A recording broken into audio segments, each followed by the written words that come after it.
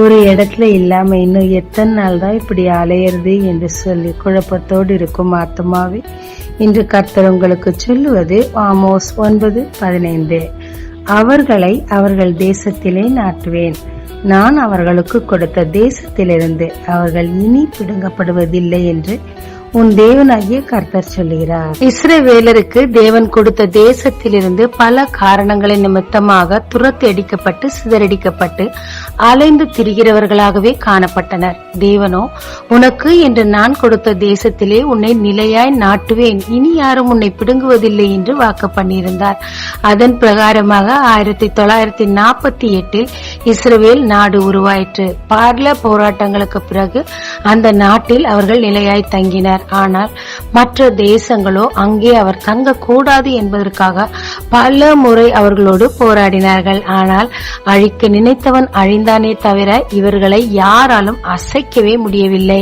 ஏனென்றால் அவர்களுக்கு வாக்கு பண்ணின கர்த்தர் அந்த நாட்டில் அவர்கள் நிலையாய் நிற்கத்தக்கதாக அவர்களுக்காக யுத்தங்களை செய்து இன்று வரை பாதுகாத்துக் கொண்டிருக்கிறார். ஆமாங்க, எனக்கு என்று ஒரு நிலையான வீடு இல்லை. எனவே அலைந்து திரிகிறவளாகவே நான் காணப்படுகிறேன். என் குடும்பத்தோடு என்னால் ஒற்றுமையாய் ஒன்றாய் இருக்க முடியவில்லை. அலைகிறேன். எனக்கு என்று நிரந்தரமான வேலையும் இல்லை. மாற்றப்பட்டு கொண்டே இருக்கிறேன் என்று சொல்லி மன உளைச்சலில் காணப்படுகிறீர்களா? இன்று கர்த்தர் இந்த வாக்கு தத்தத்தை உங்களுக்கு தருகிறார். நம்பிக்கையோடு உரிமை பாராட்டுங்க. தேவரீர் இந்த வாக்கு என்னில் பலிக்க உதவும் என்று சொல்லுங்க.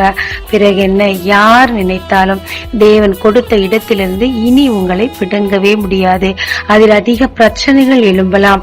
அந்த பிரச்சனைகள் எல்லாவற்றிலும் இருந்து தேவன் உங்களை விடுவிக்கத்தக்கதாக அவரே உங்களுக்காக யுத்தங்களை செய்வார். ஒரே இடத்தில் உங்களுக்கு நிலைக்க பண்ணுவார். நிலையான வீட்டை உங்களுக்கு தேவன் கட்டுவார். நம்பிக்கையோடு காத்திருங்க. தொடர்ந்து வாக்குகளில் நிறைவேற்ற அதற்காக ஜெபிங்க. தேவன் உங்களை நிலைக்க பண்ணுகிறார். ஜெபிக்கலாங்க. இஸ்ரவேலுக்கு நிலையான தேசத்தை கொடுத்த தேவனே, நானும் நிலையில்லாமல் அலைந்து கொண்டிருக்கிறேன் அப்பா. என் வேலையிலே எனக்கு ஒரு நிலையான ஸ்தலம் இல்லை. அதே மாதிரி எனக்கு என்ற ஒரு வீடும் இல்லை. நான் நிலையில்லாமல் அலைகிறவளாய் காணப்படுகிறேன். அதிக மன உளைச்சலில் இருக்கிறேன் அப்பா.